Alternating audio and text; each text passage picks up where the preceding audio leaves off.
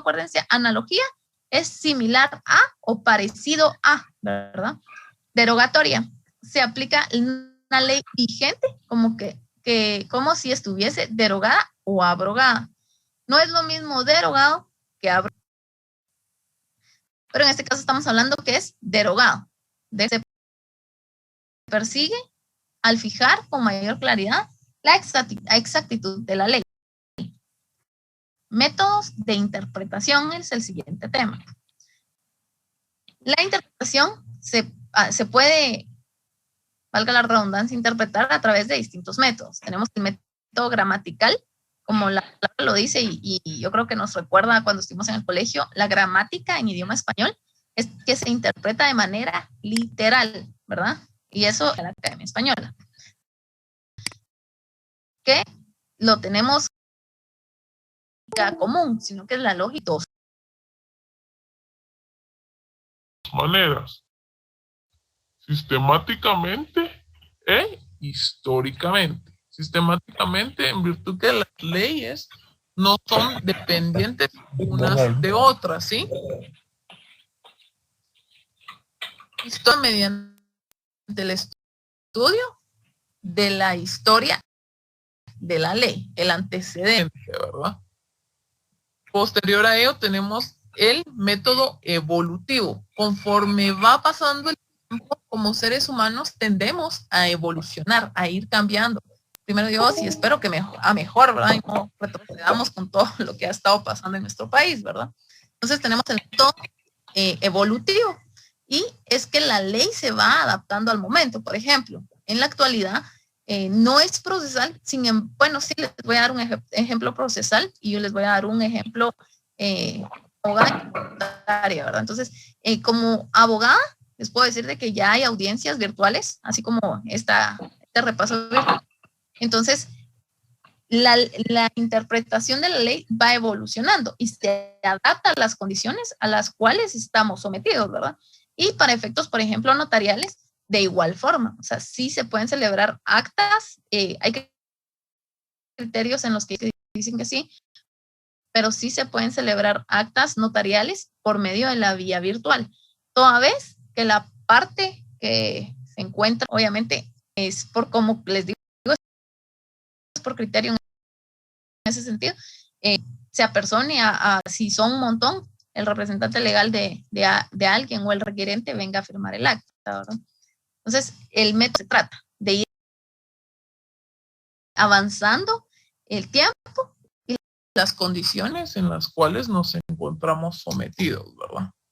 Y por último, el método comparado. Los pasajes oscuros pueden ser aclarados por otras leyes análogas. Ya vimos qué es la analogía. Entonces, dice otras leyes análogas. Entonces, es similar a o parecido a. Si existe alguna duda o algo, algo que se utiliza mucho en el derecho laboral es que se va a aplicar la norma que más favorezca al trabajador. Entonces, aquí, si hay alguna duda, va a ser, se va a aplicar la norma que más favorezca al trabajador, y de igual forma aplica en derecho penal, que es la norma que más favorezca al reo, ¿verdad? Entonces, en este caso, en ese sentido aplica el derecho, el método de interpretación comparado, ¿verdad? Reglas de la aplicación de la ley procesal. La tradición jurídica. La ley se modifica lentamente conforme hayan cambios en la sociedad. Es lo que decíamos en cuanto al método evolutivo de igual forma. El régimen político imperante, definitivamente. Eso sí, la regla de aplicación, y lo podemos ver en la actualidad en nuestro país. Entonces, para que no se les olvide, reglas de aplicación de la ley procesal van a ser 4, ¿verdad? Reglas de aplicación para efecto de, como es repaso, a que se les quede RALP.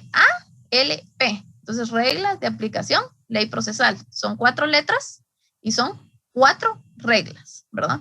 Tenemos los principios fundamentales del derecho procesal, que son el principio lógico, el principio jurídico, el principio político y el principio económico.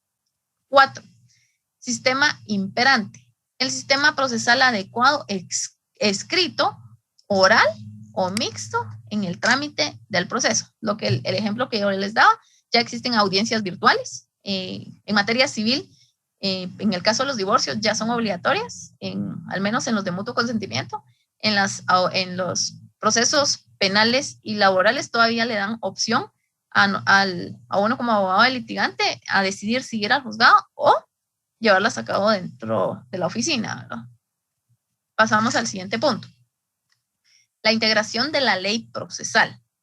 La ley procesal se integra a través del método analógico, la equidad y los principios generales del derecho. Generalmente en todo lo que establece en la teoría del proceso y la teoría general del proceso como margen o como tema o clase o curso completo, siempre van a tener como punto clave los principios generales del derecho, ¿verdad? Entonces, se integra analógicamente para facilitar llegar de un hecho a otro aplicando un principio común. La equidad modera el rigor de la ley y la rectitud del juez. Aquí, en cuanto a la integración de la ley procesal y en cuanto a la equidad, hay un artículo en la Constitución Política de la República también donde establece la equidad. Eso va al final de la diapositiva, como les hice ver al principio. 3 principios generales del derecho, tomando la ley fundamental de la cual derivan las demás leyes. La ley fundamental en este caso, recuerden que es la Constitución Política de la República de Guatemala. Aplicación de la ley procesal en el tiempo. La materia se halla reservada al arbitrio del legislador, ¿sí? Con la sola limitación derivada de la existencia de derechos adquiridos. Posterior a esto manifiesta la doctrina que en ausencia de las normas reguladoras del régimen intertemporal de las leyes procesales corresponde formular las siguientes distinciones en lo que vimos con antelación. Primero, por lo pronto aplicarse a aquellos procesos que a la fecha de su entrada en vigencia se encuentran concluidos por sentencia firme. ¿Qué quiere decir? Una nueva ley no puede venir ya se encuentran con sentencia, y peor aún, si ya esta sentencia se encuentra firme, quiere decir que ya agotaron todos los recursos y ya tiene la calidad denominada de cosa juzgada, ¿verdad? Segundo, la nueva ley se aplica a los procesos que se inician con posterioridad a su entrada en vigencia. En este caso, vamos a ver, se puede sustituir, por ejemplo, si se sustituye la vía sumaria por la vía ordinaria, las partes no pueden invocar un derecho de ser juzgados de acuerdo con las reglas del tipo de proceso sustituido, en virtud de que cada uno tiene un tiempo y una forma de aplicación. 3. Los procesos en trámites sí pueden ser alcanzados por una nueva ley siempre que los actos procesales no se hayan cumplido en su totalidad y si no han quedado firmes durante la vigencia de la ley anterior. Si la ley, por ejemplo, suprime recursos, se puede aplicar, pero con el consentimiento de las partes. Ahora bien, la aplicación, se los puse en amarillo, la aplicación de la nueva ley a los actos procesales ya cumplidos, o sea, ya es lo que les manifestaba en el punto número 1, es que ya tiene calidad 1 o 2, no me recuerdo, ya tiene calidad de cosa juzgada, no puede venir a modificar. ¿Por qué? Porque entonces afectaría el principio de preclusión. ¿Qué quiere decir preclusión? O sea, ya concluyó. Entonces, ¿qué se vulnera? Las garantías constitucionales. ¿Por qué? Primer artículo como garantía procesal, el debido proceso. Porque cada proceso tiene una serie de etapas concatenadas que nos llevan a obtención de un fin, ¿verdad? Y posterior a ello tenemos una doctrina donde establece que dentro de las normas transitorias establece que, por ejemplo, esta ley queda vigente hasta, eso pasó, por ejemplo, para tener un ejemplo concreto con la ley del RENAP. Esta ley queda con vigencia hasta el año 2007, digamos que dijera, mientras los ciudadanos empiezan a gestionar su nuevo documento de identidad. Y quedó vigente la cédula de vecindad por un tiempo, porque la ley sí había quedado, la ley entró en vigencia. Perdón. Siguiente. La aplicación de la ley procesal en el espacio. La ley tiene espacio, entiéndase, el ámbito que los rodea. Eso es el espacio. Entonces, ¿en qué espacio va a tener aplicación esta ley? En este caso, dentro del territorio que estamos ocupando. ¿Cuál es el territorio que ocupamos? Guatemala, ¿verdad? El estado de Guatemala. Por lo tanto, los procedimientos para aplicar la ley son la personalidad, porque la ley nos acompaña a donde quiera que vayamos. Yo puedo salir el día de hoy de aquí a la oficina y puedo ir a mi casa y de mala suerte que, espero, ¿no? Tengo un hecho de tránsito. La ley me ampara para solucionarlo y para llevarlo a cabo las etapas necesarias para solucionar el conflicto, que de eso se trata la ley, ¿verdad?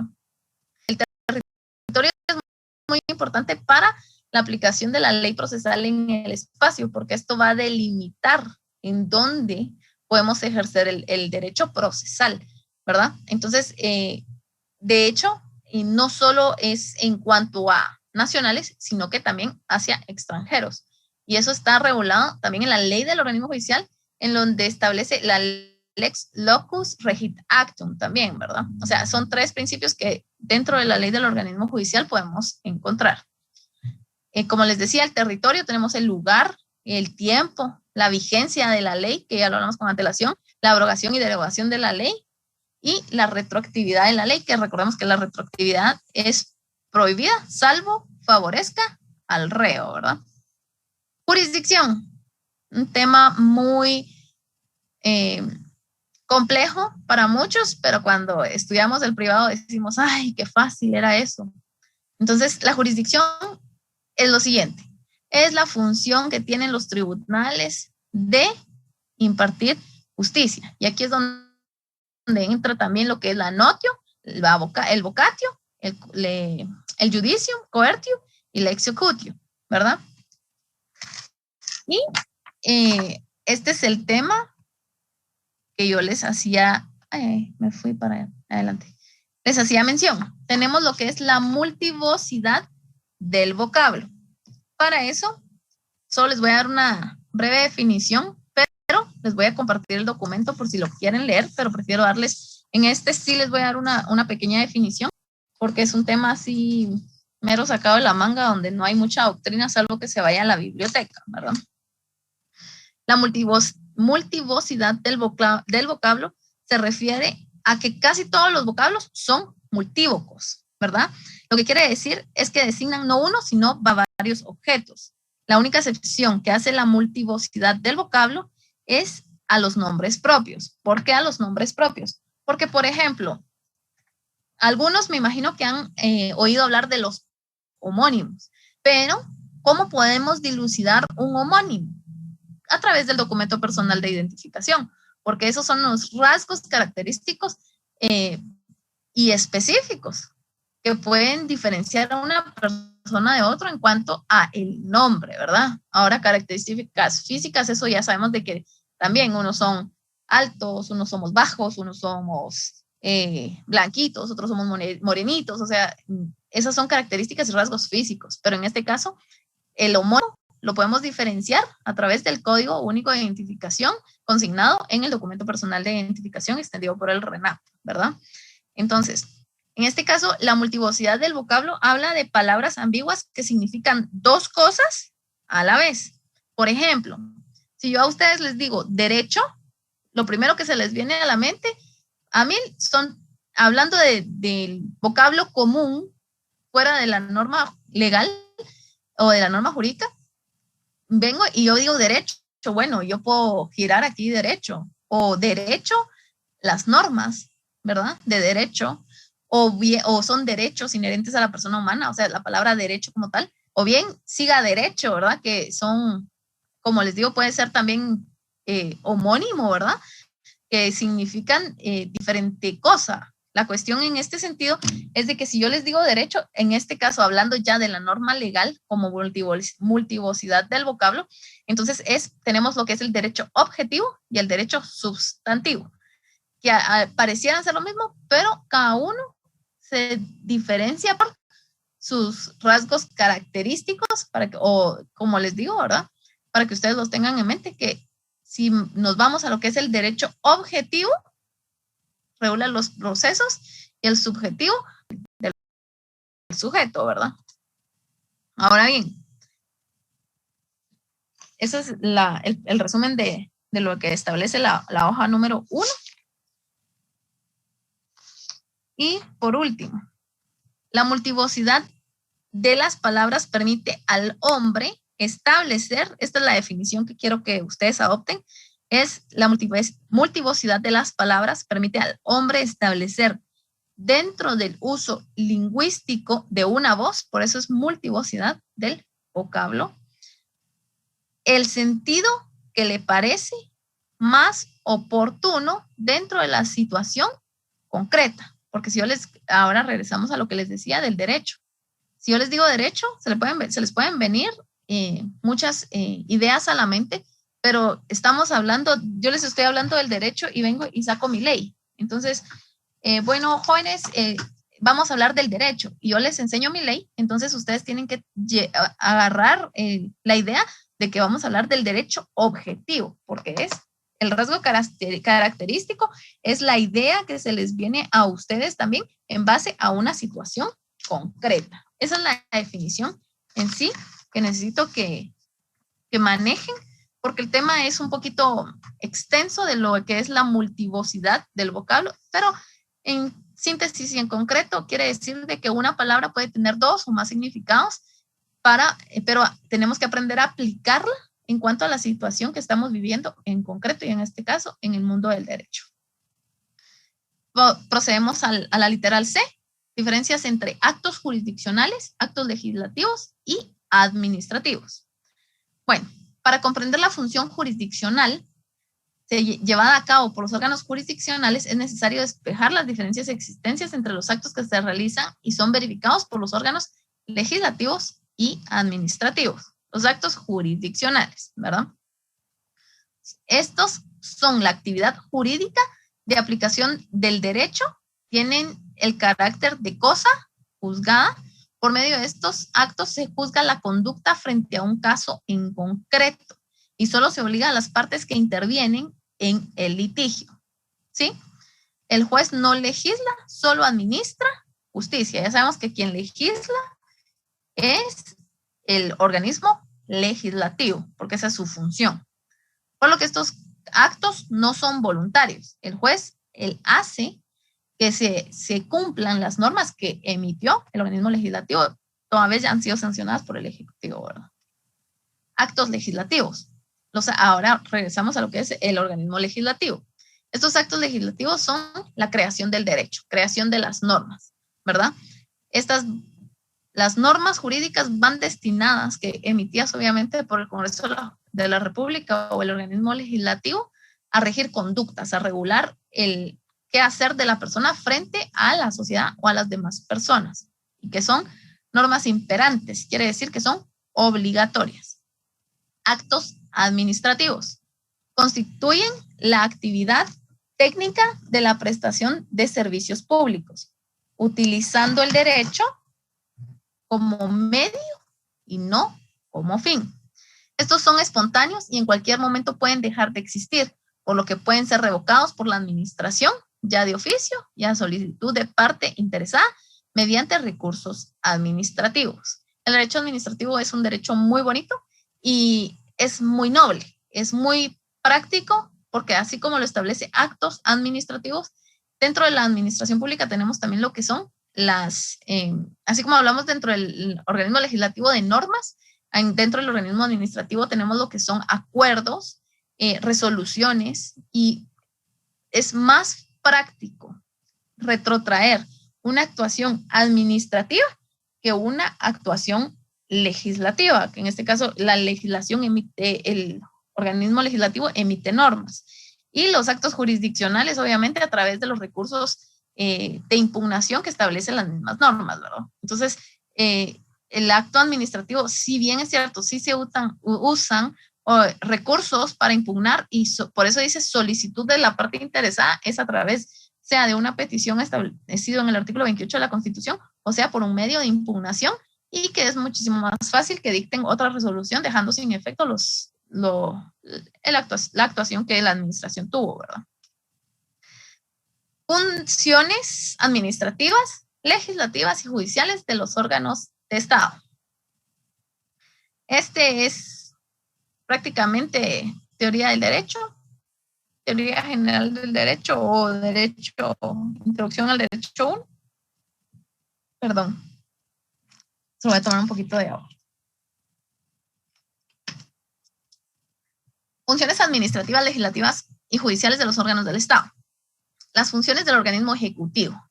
El organismo ejecutivo tiene funciones legislativas, administrativas y jurisdiccionales, pero no las tiene como lo dice la definición o el título, digamos, el epígrafe. En este sentido, la función legislativa del organismo ejecutivo es la participación en la sanción de la ley, ya que si el organismo ejecutivo no sanciona la ley, esta no puede entrar en vigencia.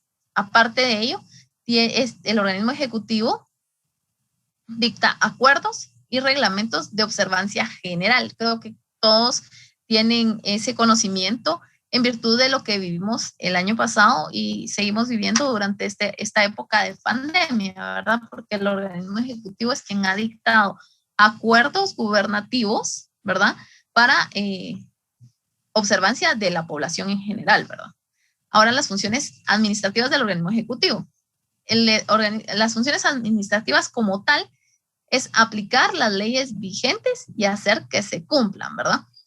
Entonces, administrativas nos referimos a todo lo interno, administrativo es lo interno del organismo ejecutivo para hacer que se cumplan las leyes vigentes. Por ejemplo, en el caso de salud, hacer que se cumpla el derecho a salud de toda la población y dictar dentro de ellos mismos circulares, resoluciones, acuerdos para poder hacer cumplir las normas. Y jurisdiccionales son las facultades que tiene de sancionar por las faltas cometidas en el servicio. Por ejemplo, si un establecimiento, espero que no les guste tanto la bebida, ¿verdad? Porque a eso voy a ir. Un establecimiento de bebidas alcohólicas viene y resulta que no está autorizado para el expendio de las mismas. Entonces, ¿quién es el órgano encargado de verificar esa situación? En este caso es el Ministerio de Salud, pero el Ministerio de Salud pertenece ¿a quién? Al organismo ejecutivo. ¿Y qué es lo que hace?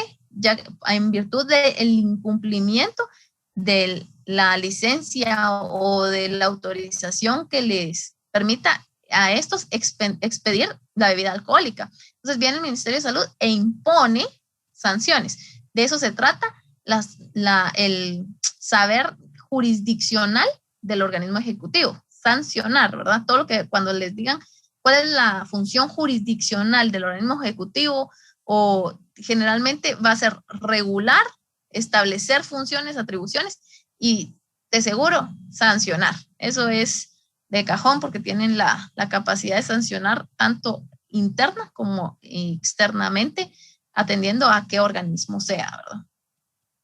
Vamos con lo que es el organismo legislativo.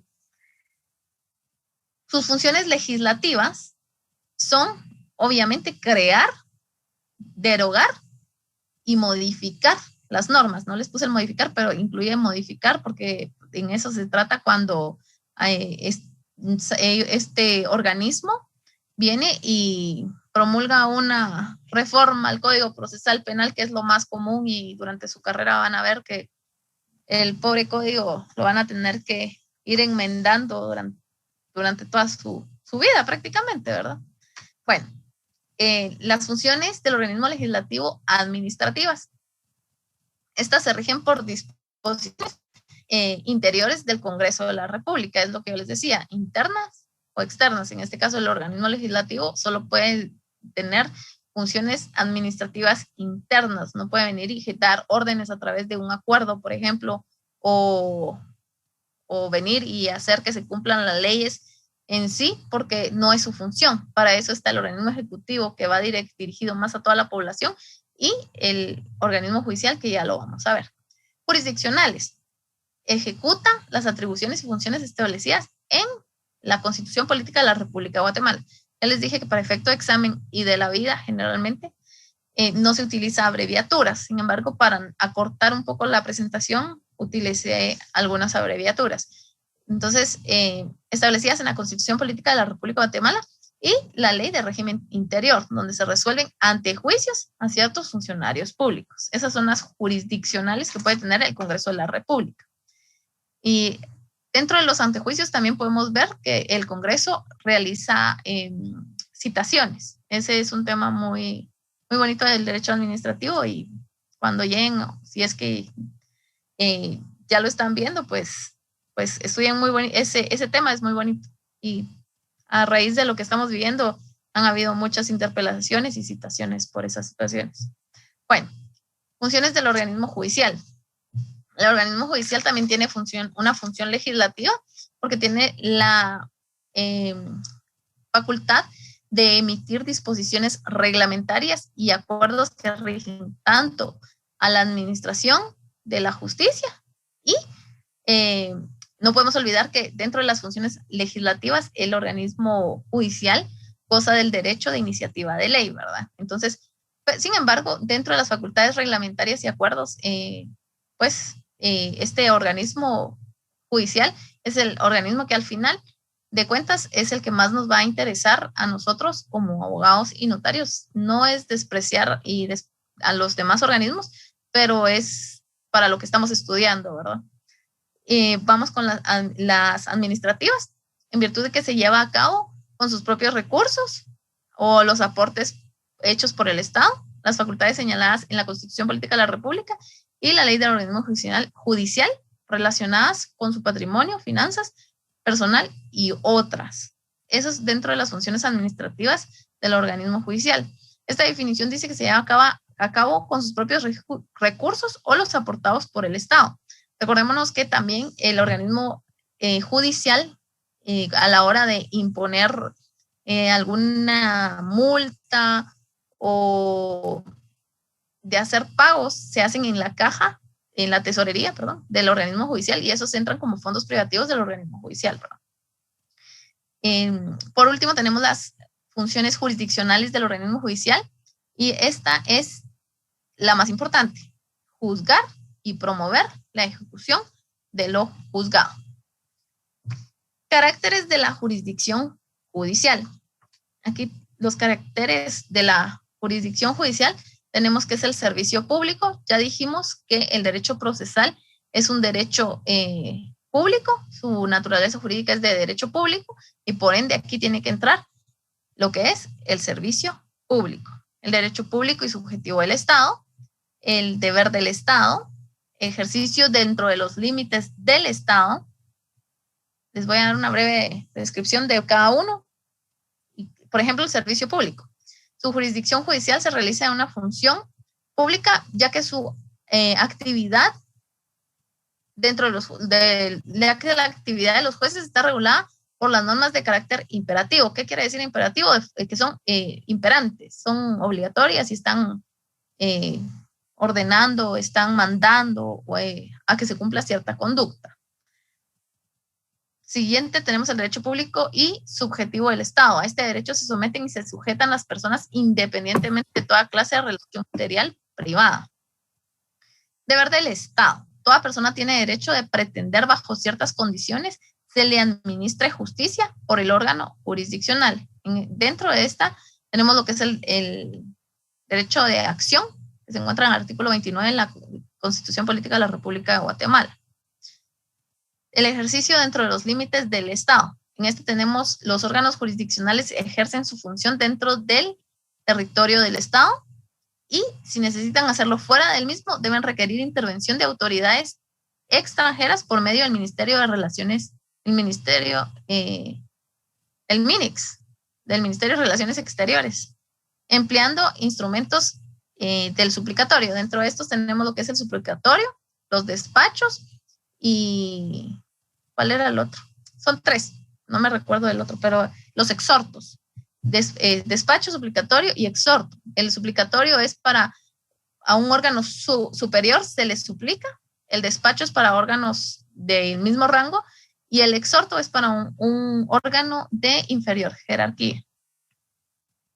Los jueces no pueden aplicar otras leyes que las sancionadas por el Estado. Quiere decir que estas ya han sido aprobadas y se encuentran vigentes, ¿verdad?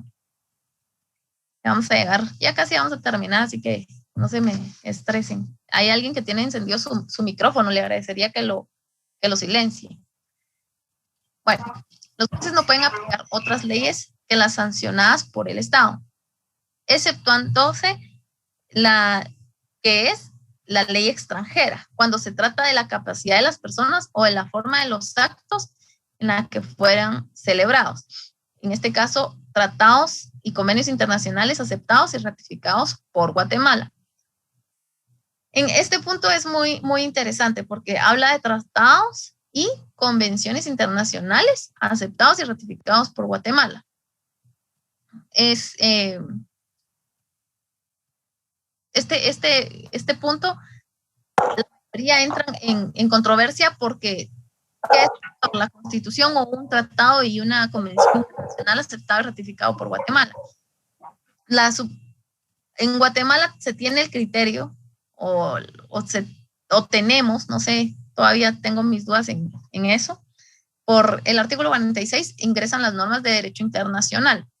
Sin embargo, a la hora de ser ratificados por Guatemala quiere decir de que tuvo que pasar al Congreso de la República, y a la hora de pasar por el Congreso de la República estas ya proceden y pasan a la pirámide de Han Kelsen. Tenemos el CORI, creo que todos se lo han aprendido por constitucionales, ordinarias, reglamentarias e individualizadas. Sin embargo, dentro de las constitucionales, la mayoría ubican abajito de las constitucionales, ni en las ordinarias, ni en las constitucionales. Como quien dice, en la línea, los tratados y convenciones internacionales ratificados por Guatemala. ¿Por qué? Para entrar en vigencia, para entrar en vigencia en Guatemala necesitan llevar el trámite de la aprobación de una ley normal, como que fuese dictada por el Congreso, solo que el Congreso lo debe aprobar y ratificar, por eso es que se ratifica y entra como una norma ordinaria.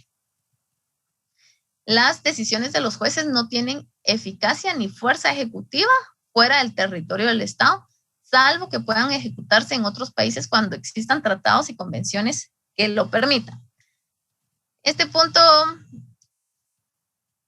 si yo tengo dos personas que se divorcian en Estados Unidos, se casaron aquí en Guatemala, es lo que hablábamos dentro de lo mismo que estamos hablando de la teoría del proceso, que la ley va a regir en el lugar de donde se celebró el acto por las personas y a las personas que se les está aplicando. Entonces, la sentencia proveniente del extranjero, eso también está dentro de la ley del organismo judicial y lo podemos ver, ¿verdad? Y obviamente en el Código Procesal Civil y Mercantil. Entonces, la norma que va a aplicar es la del lugar donde se celebró el acto, ¿verdad? En este caso, sí surte efectos de la norma, de la sentencia dictada, en este caso, en el extranjero, porque el divorcio debe de realizarse en el país nacional, ¿verdad? Sería en este caso en Guatemala. Entonces, en este caso, sí tiene eficacia y fuerza ejecutiva fuera del territorio la sentencia dictada en Estados Unidos, en España, toda vez lleve los pases de ley, ¿verdad? Pero eso ya es otro asunto, pero sí es viable porque aquí lo dice, salvo que puedan ejecutarse en otros países. Debe ser ejecutado en este caso en Guatemala. Siguiente punto, el ejercicio sobre personas y cosas que existen dentro del territorio del Estado. El imperio de las leyes se extiende y ejerce a todos los habitantes, no hay excepción, nacionales, extranjeros, residentes, transeúntes y sobre los bienes situados en el mismo. La jurisdicción judicial es indelegable.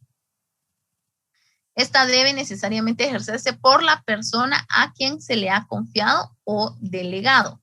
Esta persona es el juez. El juez no tiene la facultad de delegar la jurisdicción en una persona a su propio criterio, ¿verdad?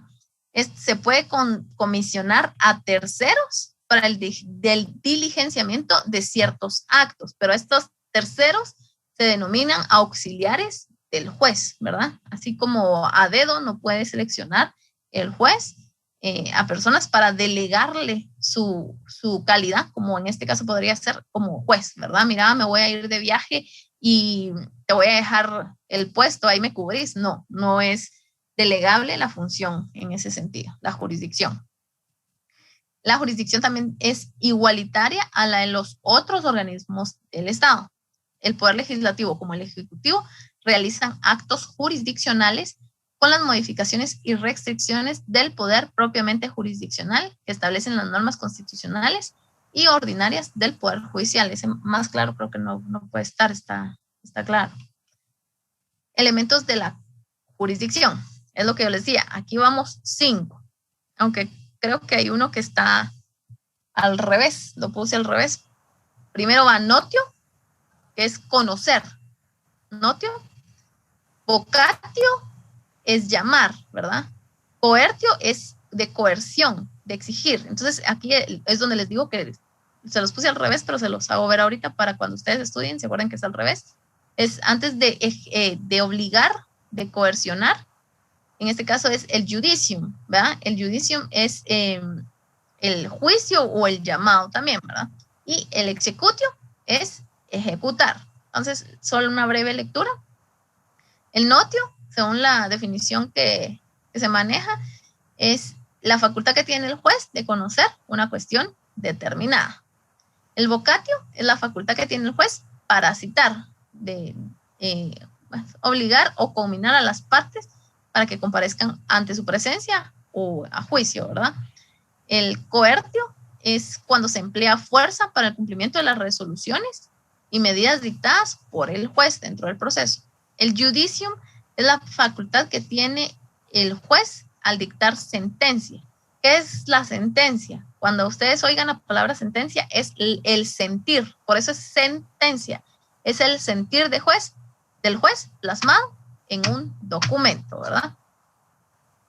Este pone el fin a un litigio y si se agotan todas las impugnaciones o los recursos establecidos en la norma, ya puede tener la calidad de cosa juzgada. Y el juez no puede dictar sentencias fuera de los límites pretendidos por la parte demandada. En este caso no puede emitir una resolución ultra petita, que es ultra y extra petita, y ya sea en materia civil, laboral y mercantil, salvo que en materia laboral existe un principio que se denomina iura novit curia, que quiere decir el juez conoce el derecho, y si la parte actora lo mencionó pero no lo pidió, el juez sí podría extra petita resolver en cuanto a una petición.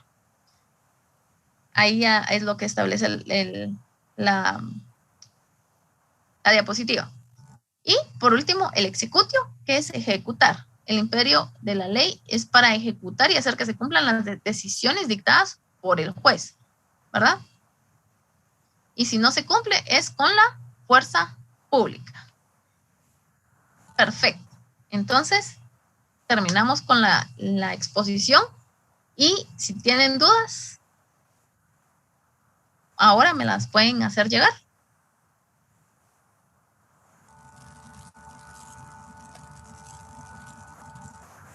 Solo me explican.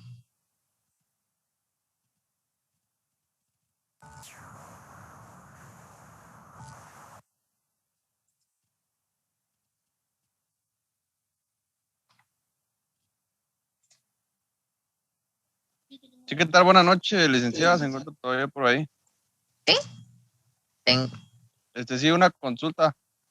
Y no sé si sobre el procedimiento y proceso. Ajá. Sí, perfecto. Proceso es el conjunto de normas. Ahorita les voy a decir. Eso se los definí, les voy a decir en la diapositiva, en lo que establece la ley. En lo de la ley procesal. Conjunto de normas que se fijan el procedimiento para obtener la actuación del derecho positivo. El proceso es el conjunto de etapas ordenadas y concatenadas para poder llevar al fin la pretensión que se tiene. Ese es el proceso. Ahora el procedimiento es la forma en que se van a llevar esas etapas, ¿verdad? Esa es la diferencia entre proceso y procedimiento. No sé si quedó clara o la amplío un poquito más. Sí, gracias. ¿Sí? ¿Alguien más? Directa, buenas noches. Lo último que mencionó de la notio, ¿me podría explicar qué significaba notio y las demás palabras? Perdón, es que ahí me perdí un poquito, disculpe. No tenga pena, ahorita se lo... Notio es el derecho que tiene el juez de conocer. O sea, notio es conocer, o sea, síntesis, conocer. En cuanto a una situación determinada que se le ha puesto de conocimiento, ¿verdad? Entonces vengo yo, planteo una demanda o una querella. Entonces el juez tiene ese derecho de conocer sobre el asunto que yo le estoy poniendo sobre la mesa, digamos, ¿verdad? Eso es notio. Vocatio es la facultad que tiene el juez para citar, obligar y conminar a las partes para que comparezcan a juicio. Podríamos decir convocar. Vocatio es como convocar, de ahí deriva el vocatio, convocar, ¿verdad? Coertio es la facultad o que tiene el juez en el proceso de dictar medidas para que se cumpla. Coertio es de coerción, para hacer que se cumpla una resolución o una decisión emanada por él. Judicium es la facultad que tiene el juez de dictar sentencia. Eso ya se los había mencionado, pero sí es muy importante que el judicium como tal, y como es la facultad que tiene el juez de emitir sentencia, es el sentir del juez. Recuérdense del sentir del juez, ¿verdad? Y recordando también que dentro del judicium de la sentencia, de la emisión de la sentencia, no puede ser ultra petita ni extra petita, ¿verdad? Ni menos ni más. Y únicamente en materia laboral. Ahí sí es la excepción al caso, ¿verdad? Para que pueda ser ultra o extra petita. Y el executio, que es la facultad que tiene el juez de hacer cumplir el imperio de la ley. Se dictó la sentencia, tiene que remitir al juzgado, en este caso podríamos decir al juzgado de ejecución, porque aquí se debe de ejecutar. Y si la persona no cumple, se dicta la orden de captura y se utiliza la fuerza pública para que cumpla con la sentencia emanada por el juez, ¿verdad? No sé si quedó claro ahí o igual lo amplias. Sí, Licta, se lo agradezco bastante. Va. Licenciada, buenas noches. Sí, buenas noches. Solo quería ver si podría ampliar un poquito lo de la competencia jurisdiccional. No sé si... Competencia no estamos hablando, la jurisdicción. No, hablo de la competencia jurisdiccional, de la... Competencia como tal, no, porque dentro de los temas que tenemos solo es vago. De hecho, si miramos el programa, posterior a la jurisdicción viene el tema de la competencia. Sin embargo, muchos definen la jurisdicción como la facultad que tienen los tribunales de conocer y hacer justicia, digamos. Sin embargo, y la competencia es el límite. Cuando le explican a uno en la universidad, no, todos nos quedamos en la luna. Dice, el límite de la jurisdicción es la competencia. ¿Por ahí va la pregunta? ¿O...? Sí, así es. Sí, es licenciada. Ahí está. Ajá. ¿Verdad? Sí, va. Entonces, en este caso, la competencia, al decir que es el límite de la jurisdicción, es porque no es que la limite como tal. O sea, lo que pasa es que la delimita, ¿verdad? Porque el juez tiene jurisdicción porque la ley lo faculta de conocer de ciertos procesos, por ejemplo, porque para eso viene la competencia lo complementa, pero lo delimita. No es que lo limite como tal, pero sí, por ejemplo, la competencia tenemos que es por territorio, por grado, por materia, por cuantía, ¿verdad? Entonces, por ejemplo, en este caso, decimos la jurisdicción es la facultad que tiene el juez de conocer, y la competencia lo delimita en el sentido de que sí, el juez puede conocer, pero va a conocer solo de derecho laboral, va a conocer solo de derecho penal, va a conocer solo de derecho civil, derecho de familia. Esa es la competencia, es la delimitación o el límite, como lo dicen dentro de la norma o dentro de la doctrina para poder tener una definición como tal, pero es la delimitación. En sí, la competencia delimita, que le dice sí, puedes conocer, pero vas a conocer solo laboral y vas a conocerlo dentro de la capital, municipio y departamento de Guatemala. Vas a conocer solo de asuntos que no excedan de 1,000 quetzales. Entonces, esa es la competencia como tal. No sé si quedó claro. La verdad es que la jurisdicción y la competencia a la mayoría siempre se ha complicado porque nunca nos las han explicado como tal y cómo funciona. Siempre dicen solo, no, la jurisdicción es la facultad que tiene el juez de impartir justicia, pero la competencia es el límite de la jurisdicción. Pero no explican el por qué, ¿verdad? No sé si está claro así. Sí, licenciada, quedó muy claro. Muchas gracias. ¿Sí? Perfecto. Licenciada, disculpe. O sea que entenderíamos de que prácticamente la jurisdicción se refiere al territorio. Así es la cosa, ¿no? La jurisdicción es la facultad. Que nos quede claro que es la facultad. La competencia no nos da la facultad. Perfecto. La competencia nos dice a qué somos competentes, ¿verdad? Excelente, sí está bien, muy amable. Muchas gracias, licenciada. Perfecto. ¿Alguien más? Buenas noches, licenciada. Sí, buenas noches. En la clasificación de la ley procesal, ¿usted me podría ampliar el tema acerca de la clasificación de derogativas? Por favor. La derogativa. Ahorita vamos a ver.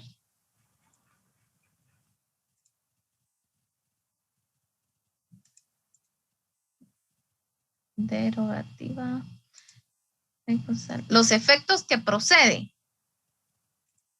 La clasificación de la ley procesal en los efectos que procede. Sí. Perfecto. Ahorita. ¿Dónde tenemos? Ahí está. Bueno, tenemos que la clasificación, dijimos 5, ¿verdad? Extensivo, restrictivo, analógico, derogativa o derogatoria y la declarativa. La derogativa quiere decir que deja sin efecto. Derogar es quitar. Yo tengo una hoja, voy a llenarlo, pero no, lo voy a derogar. Esa ley ya no me va a servir, ya no va a quedar sin efecto. O sea, ya no va a regir dentro del territorio porque la cambié por una nueva. Lo que es la ley de vecindad, lo que regía, ¿se acuerdan de lo que les hablé de la ley del RENAP? La ley del RENAP tiene el artículo derogatorio. Todas las leyes, creo que tengo una, vamos a ver si se las puedo enseñar alguna. A ver cuál sale. Se las voy a tratar de acercar a la cámara.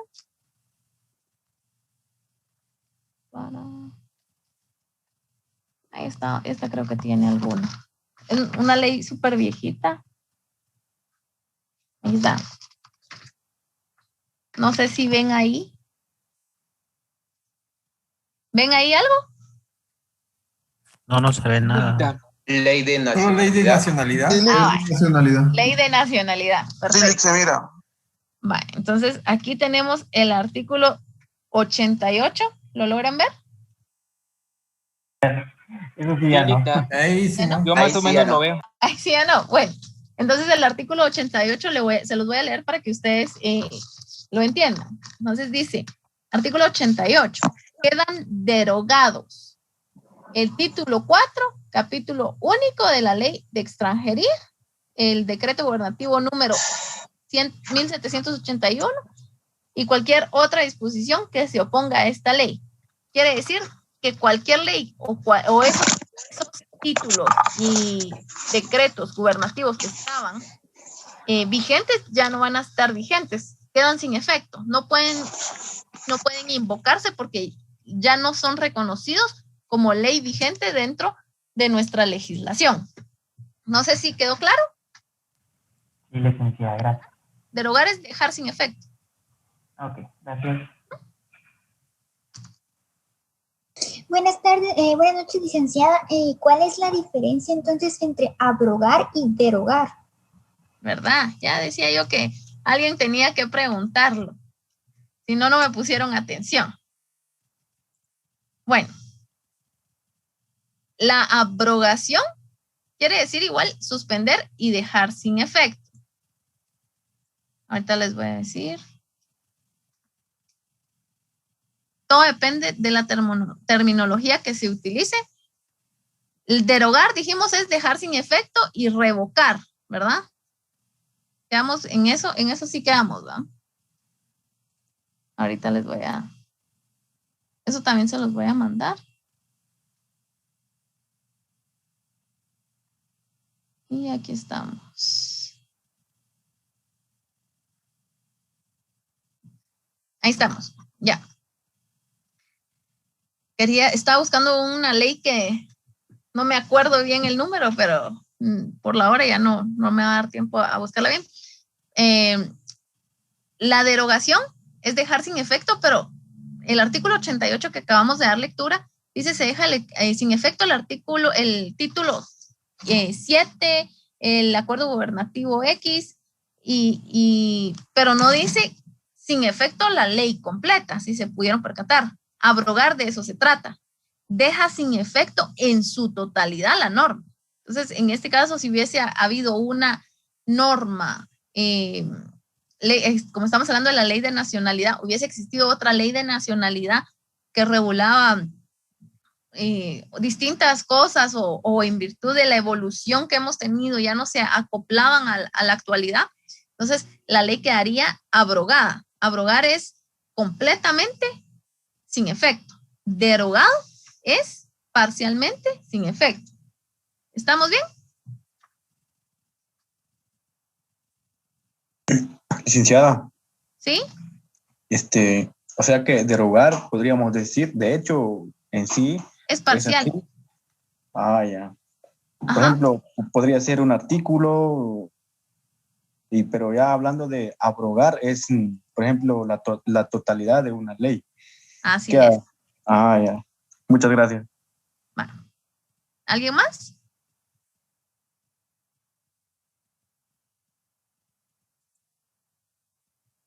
¿Estamos? Bueno. Esthercita.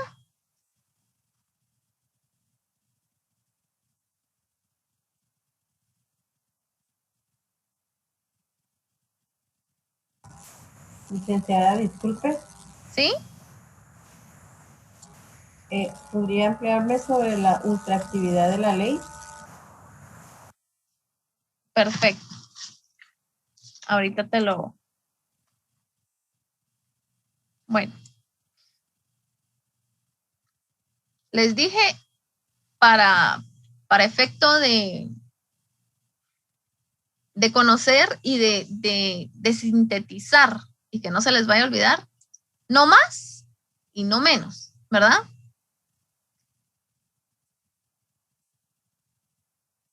Ahorita les voy a decir. Lo que es la ultraactividad y la retroactividad se encuentra dentro de la norma penal. No sé si ustedes ya llevan lo que es derecho penal, todavía no. Sí, ya. Sí, ya llevamos derecho penal. Bueno. Entonces les vamos a jalar las orejas. Son bromas. Bueno, la ultraactividad, como les dije, es no menos. Extra es más. Extra es más. Extra petita. Un juez no puede resolver más de lo que pedimos. Extra es más. Petita es pedir, ¿verdad? Y ultraactividad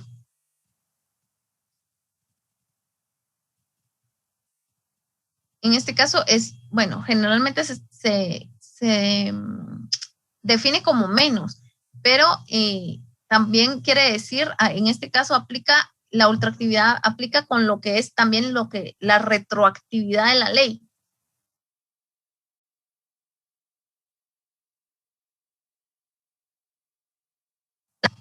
es que estaba viendo, bueno, porque eso es lo que aplica en materia penal. Pero la ultraactividad y la retroactividad también van en cuanto a la de aparejadas. Pero como estamos hablando de ultra petita y extra petita, ultra no menos y extra no más. O sea, eso es claro. La verdad es que ultra petita y extra petita no había alguna complicación en ese término. No sé cómo más ampliarlo porque yo lo siento sencillo, ¿verdad? Pero no sé si busco alguna definición, solo me dices tu nombre o todos tienen la duda, se los agrego en la diapositiva antes de mandarlo y esta diapositiva se las mandamos el día de hoy. Correcciones que vi que tenía ¿Estamos en eso? Lita, por mi parte, podría repetir lo que era la ultraactividad. Disculpe, es que me hice un poco de bolas en eso. La ultraactividad aplica con la retroactividad, pero eso es materia penal. Es que ustedes me hicieron preguntas sobre la ultraactividad, pero la fue ultrapetita y extrapetita. Oh, ya, licenciada, ya me lo voy a ordenar. Gracias, Lita. Licenciada, disculpe que la confundí. ¿Verdad? Sí. Ajá, yo también dije ultraactividad, pero esto es materia penal, ¿sí, no? La ultrapetita es no pedir más, ultrapetita y extrapetita. Extra más, extra, o sea, se entiende que es más, extra. Y ultra, menos, ¿verdad? No puede resolver ni más, no puede resolver ni menos. Debe ser justo y resolver lo que es, ¿verdad? ¿Alguno más? ¿O vamos por finalizada la sesión y les remitimos las diapositivas para que puedan darle una leída más?